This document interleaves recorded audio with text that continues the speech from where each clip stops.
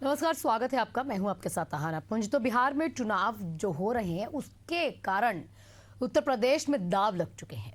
बिहार चुनाव में इस बार विपक्ष एक मंच पर खड़ा हुआ दिखाई देता है। महागठबंधन से लेकर वे दल भी एकजुटता दिखा रहे हैं जो चुनावी मैदान में नहीं है।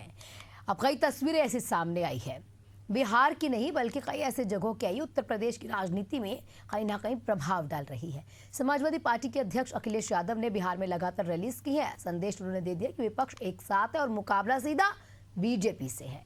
अब इसी तरह से कांग्रेस भी उत्तर प्रदेश में विपक्षी तालमेल को लेकर बातें करती है, बार बार वो बातें दोहराती है।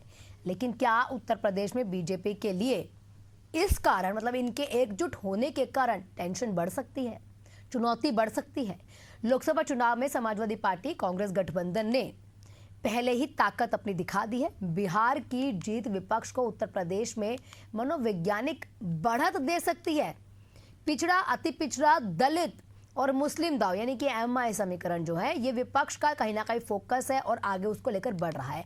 विपक्ष तो ये भी दावे करता है कि उत्तर प्रदेश में बदलाव होगा ही होगा, वो समय अब दूर नहीं है।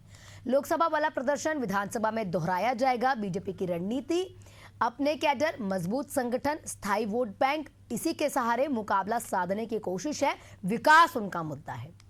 कई सवाल है, सवालों के जवाब लेंगे, तमाम प्रतिक्रियाएं जानेंगे, लेकिन उससे पहले माननीय क्या कहते हैं। बिहार में इंडिया गठबंधन जिस तरह से मजबूती से कंधा मिला के एक दूसरे के साथ चल रहा है और जनता में उसका अच्छा रिस्पांस है, तेजस्वी सरकार बनाने जा रहे हैं। कुछ उसी तरह से 2027 के चुनाव में महागठबंधन, इंडिया गठबंधन उत्तर प्रदेश में भी एक दूसरे के साथ कंधा से कंधा मिला के काम करेगा और जो उत्तर प्रदेश की शासन का कुशासन है, जो दलितों के साथ लगातार अत्याचार हो रहा है, अल्पसंख्यकों के साथ अत्याचार हो रहा है, किसानों को जो बर्बाद किया जा रहा है, इन सब मुद्दों पे पीडीए एकजुट होकर चुनाव में हिस्सा लेगा और समाजवादी पार्टी, इंडिया गठबंधन का जीत का रास्ता तय होगा। महागठबंधन के जो मुद्दे हैं वो इस देश के जनमानस से जुड़े हुए हैं, चाहे वो किसान हो, युवा हो, आम आदमी हो या दलित पिछड़े हो, क्योंकि भारतीय जनता पार्टी ने प्रत्येक वर्ग को धोखा दिया। किसान आज अपनी एमएसपी की लड़ाई लड़ रहा है, नौजवान रोजगार की, जिनको कहा था 2 करोड़ रोजगार प्रतिवर्ष देंगे, दलितों के कानून SC ST एक्ट को खत्म करने की कोशिश की। 2024 में जैसे उत्तर प्रदेश में हराया, भाजपा मत में आई, उसी तरीके से बिहार में भी हम चुनाव जीतेंगे और 2027 में इसके बाद उत्तर प्रदेश में बारी है। समाजवादी पार्टी और राष्ट्रीय जनता दल दोनों का कैरेक्टर एक ही तरह का है। दोनों ही MY समीकरण पर चलते हैं, जाति और मजहब के समीकरण गांठते हैं। दोनों ही अपराधियों के आधार पर चलते हैं। दोनों के बीच में यारी भी है, रिश्तेदारी भी है। इसीलिए अखिलेश जी को लग रहा है कि वहां तेजस्वी यादव का भला होगा तो यहां उनका भला हो जाएगा, लेकिन लुटिया तो तेजस्वी की भी डूबेगी और अखिलेश जी की साइकिल तो पहले से ही पंचर है। वो उनका भला नहीं कर पाएंगे। वो बेगानी शादी में अब्दुल्ला दीवाना जैसा व्यवहार कर रहे हैं, लेकिन उनके मांगने से बिहार का कोई वोटर वोट नहीं देने वाला है। वहां लालटेन भी डूबेगा और यहां साइकिल भी।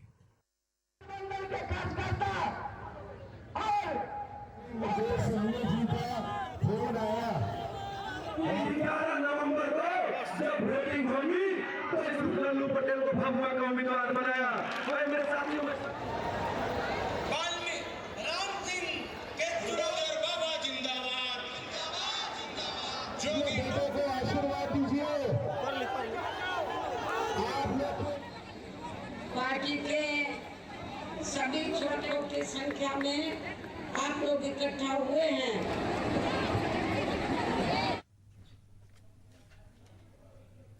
हमारे साथ चर्चा को आगे बढ़ाने के लिए राघवेंद्र सिंह बीजेपी प्रवक्ता हैं, हमारे साथ जुड़ चुके हैं। पूजा मिश्रा समाजवादी प्रवक्ता हमारे साथ जुड़ चुके हैं। वाचस्पति द्विवेदी कांग्रेस की ओर से कांग्रेस प्रवक्ता हमारे साथ जुड़ चुके हैं। आप सभी का बहुत बहुत स्वागत है एशियन न्यूज में।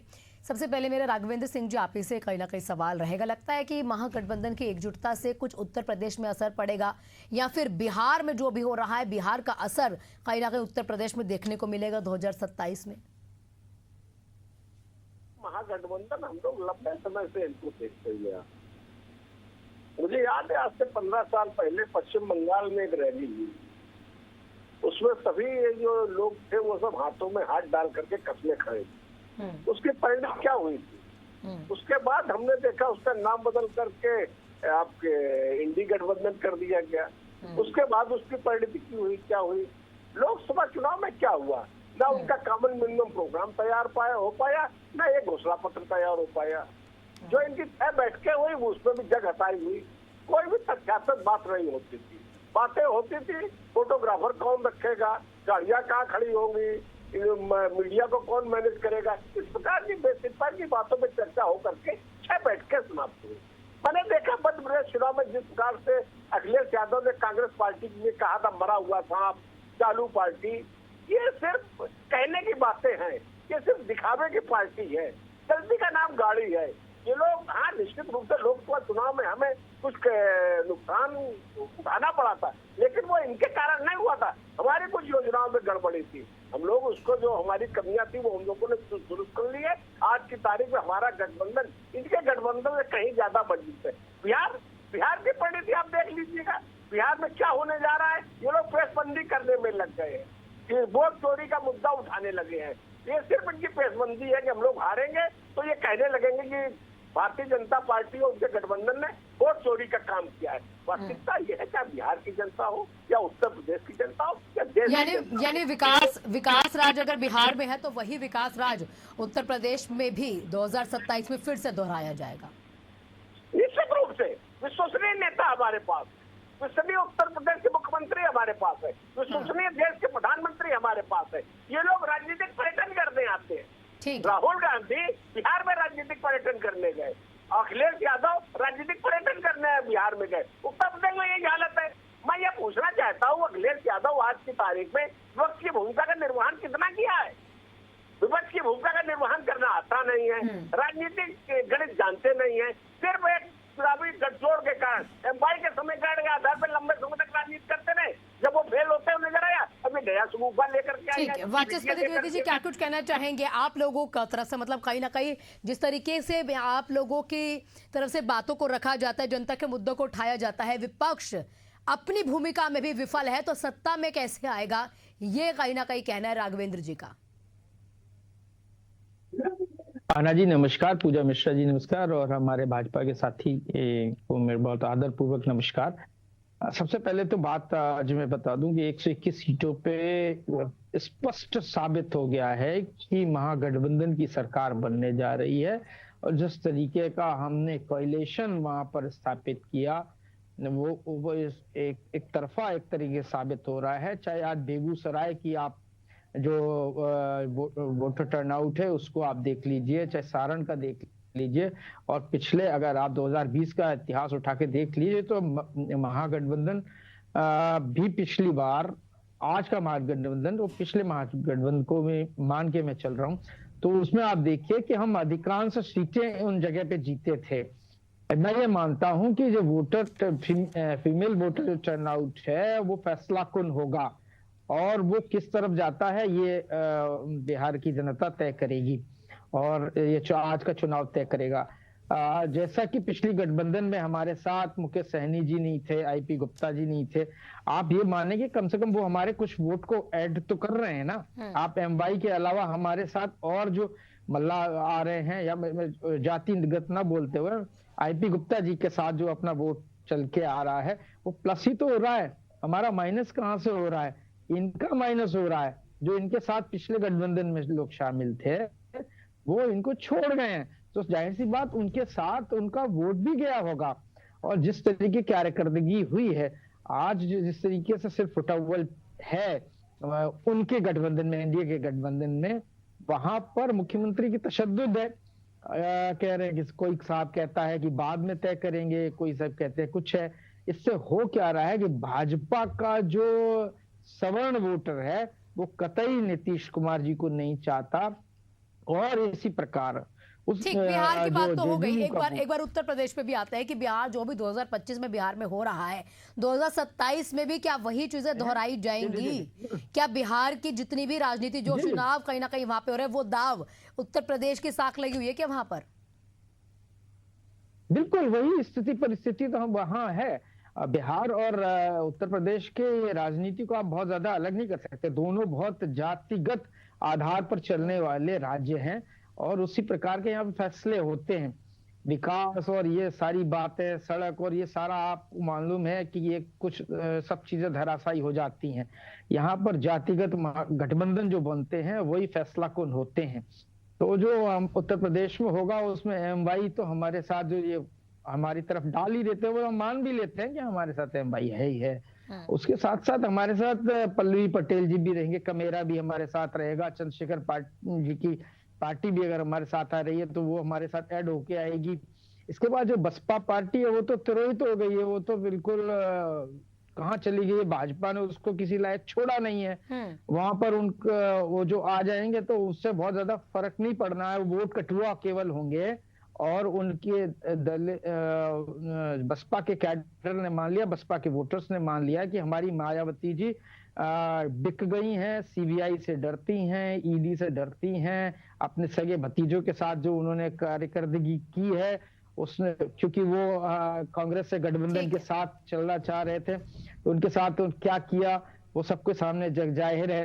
तो ये सब कुछ कहने फलाफल ये होगा कि जो हम वहां से जीत लेके आ रहे हैं बिहार से, उसकी परिणति उत्तर प्रदेश में दिखाई देगी। हम इंटैक्ट हैं, महागठबंधन इंटैक्ट है, जिन मुद्दों को लेकर हम चले थे वही मुद्दे हमारे और आगे पूजा मिश्रा जी, इन दोनों राज्यों लोकसभा में कहीं ना कहीं एक साथ देखने को मिलता है राहुल गांधी और अखिलेश यादव जी, तो क्या वही चीज बिहार में जिस तरीके से दिखी अब आने वाले विधानसभा चुनाव में भी ये गठबंधन साथ होगा? क्यों नहीं, क्योंकि हमेशा देखा जाता है जब भी विधानसभा चुनाव आ जाते हैं तो अलग हो जाते हैं, लेकिन लोकसभा चुनाव में साथ रहते हैं। तो आने वाले समय में वो साथ देखा जाएगा? बिल्कुल होगा, इसमें कोई किंतु परंतु का सवाल नहीं है। देखिए, समाजवादी पार्टी, अगर आपका प्रश्न अभी आज की तारीख में इस समय में है, और आज की तारीख में इस समय में हमारे मुद्दे इंडिया गठबंधन में जितने भी साथी हैं उनके साथ में अलाइन करते हैं, और ये मुद्दे जब तक अलाइन करेंगे हम चुनाव साथ में रह करके ही लड़ेंगे। और तो अगर आप हमसे अभी प्रश्न पूछ रही हैं तो इसका जवाब हाँ है कि 2027 में समाजवादी पार्टी और इंडिया गठबंधन के सभी साथी हम एक साथ मिलकर के चुनाव लड़ेंगे। अभी इससे पहले जो भाजपा के प्रवक्ता से भी आपने प्रश्न पूछा हुआ था बिहार की वोटिंग को लेकर के, तो महोदय चले गए हुए थे कि वहां पे मीटिंग हुई, इनके साथ में गए, उनके साथ में गए।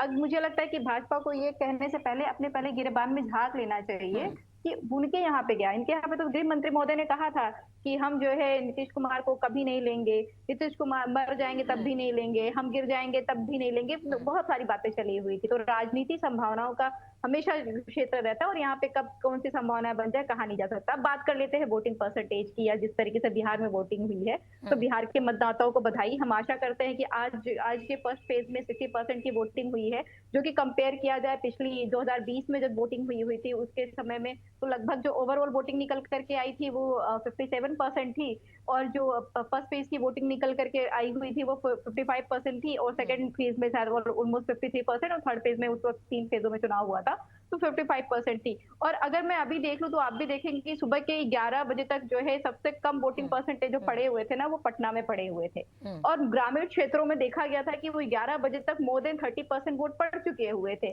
और आज की जो तारीख में शाम की जब तक वोटिंग क्लोज हुई, पर जो वादे वहां पर इंडिया अलायंस ने किए हैं वो वादे उसी हिसाब से चलते हुए, क्योंकि लगातार बोला जा रहा है कि बिहार जो है योगी का मॉडल मांग रहा है, और मेरा हमेशा ये सवाल रहता है कि बिहार में तो ऑलरेडी एनडीए की सरकार है, तो यानी नहीं मैं वही कंप्लीट करने दीजिए पूजा जी मुझे, कि बिहार जो है वो योगी मॉडल मांग रहा है। जब भी बीजेपी की कोई भी बड़ा ऐसा चेहरा जाके बिहार में अगर कोई प्रचार करता है तो, लेकिन मेरा सवाल रहता है कि एनडीए एक्चुअली में बीजेपी उसी में ही है, तो क्या एनडीए मॉडल से बिहार में खुशी नहीं है? योगी मॉडल से ही असली खुशी वहां पर आएगी?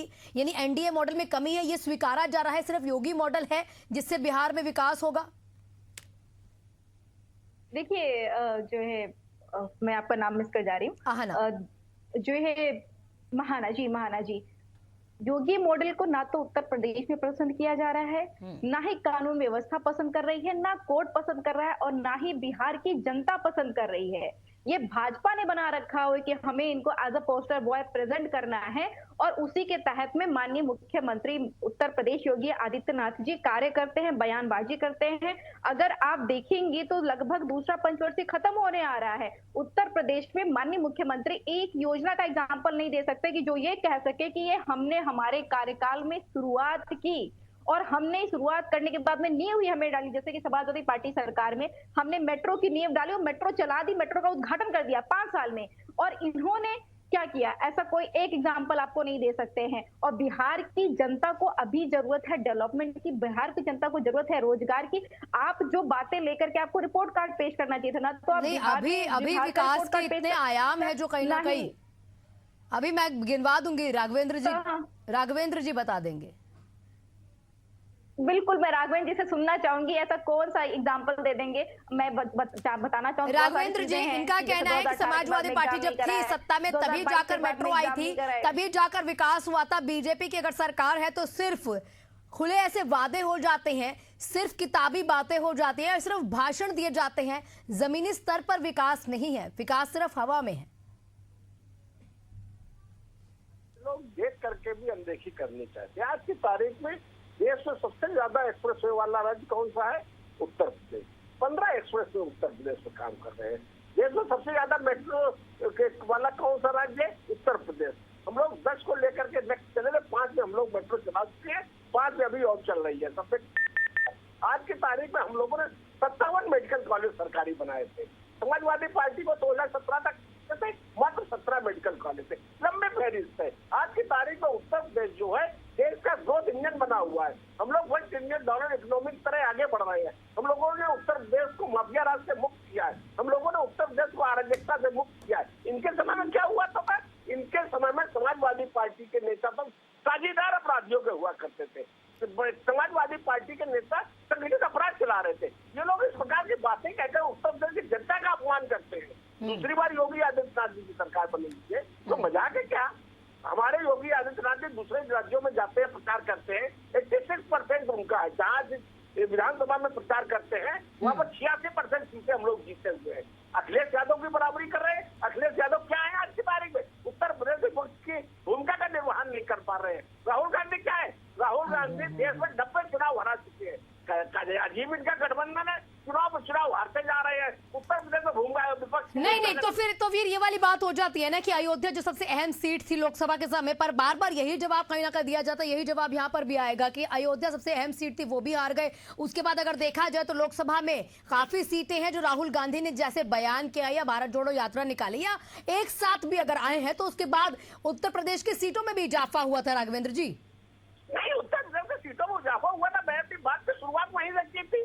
हमारी जो कमियां थी, हमारी रणनीति थी, उसमें हमें कमी थी। इनकी रणनीति में कोई बड़े बेहतर इन लोगों ने इजाफा नहीं किया था। आज के तारीख में देख लीजिए। ठीक, पूजा जी देखिए, इतना तो विकास गिरवा दिया और कितना विकास बता दीजिए पूजा जी। मुझे वाचस्पति की बात जय जी के पास भी जाना है। आ रही हूँ द्विवेदी साहब, आपके इनसे पूछिए मेडिकल कॉलेज की, कौन सी मेडिकल कॉलेज की बात कर रहे हैं? ये बात का गोरखपुर चले जाए, महिला अस्पताल में रात में ऑपरेशन नहीं होता है क्योंकि वहां पे जो है एनेस्थीसिया की डॉक्टर अवेलेबल नहीं है। पीलीभीत में इन्होंने मेडिकल कॉलेज चालू किया, आज तक वहां पे जो आए हुए स्ट्रेचर्स है, वेंटिलेटर्स है, उनकी जो प्लास्टिक लगे हुए वो उतारे नहीं गए हुए हैं।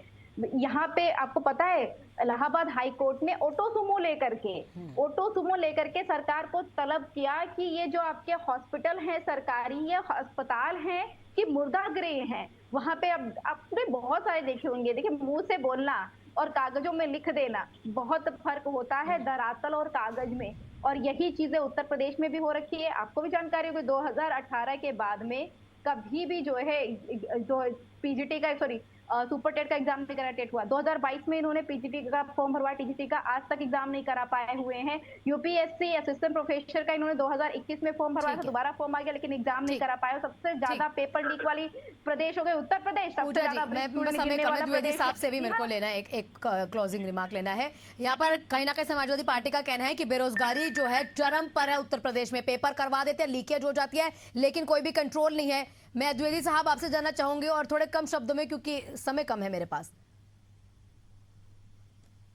जी द्विवेदी साहब। हाँ जी, जरा एनसीआरबी का डेटा उठा के देख लीजिए। सबसे ज्यादा महिलाओं के प्रति और अन्य अल्पसंख्यकों के प्रति या अन्य समाज के अन्य जो डाउन ट्रोडन समाज है उसके प्रति एनसीआरबी पूरे देश में सबसे ज्यादा अपराध उत्तर प्रदेश में है। किसान की हालत आप देख लीजिए क्या है, उसको डीएपी नहीं मिल रही है समय पर, उसको खाद मुहैया नहीं हो रही है, किया जा रहा है। और आप बेरोजगारी की स्थिति तो आप पूजा जी ने बता दी, मैं उन फैक्टर्स को लेके जा रहा हूँ, उनकी बात कर रहे हैं। आप सड़कों पे चलने जिनकी अभी आप भाजपा हमारे प्रवक्ता जी आत्मश्लाघा कर रहे थे, उसमें मैं कहना चाहता हूँ कि इनकी ये पता ही नहीं चलती इनकी सड़क में गड्ढे हैं कि गड्ढों के बीच में सड़क है। जहां तक स्वास्थ्य सुविधाओं का सवाल है, अस्पतालों आप चले जाइए, दवाई नहीं है, इसी पे मूलभूत सुविधाएं नहीं है। कहीं ना कहीं अब ये देखना होगा कि क्या कुछ खास रहता है। अगर बिहार में चुनाव के जो भी रिजल्ट आएंगे तो उत्तर प्रदेश 2027 में क्या पिक्चर यहां पर आएगी। आप सभी का बहुत बहुत शुक्रिया तमाम प्रतिक्रियाओं के लिए। अब बिहार की विपक्षी एकता उत्तर प्रदेश में लहर ला पाएगी कि ना नहीं ला पाएगी 2027 में दिख जाएगा, लेकिन उससे पहले जो बिहार में चुनाव हो रहा है उस रिजल्ट में एक तस्वीर तो सामने आ ही जाएगी। इसी के साथ इस बुलेटिन में फिलहाल इतना ही।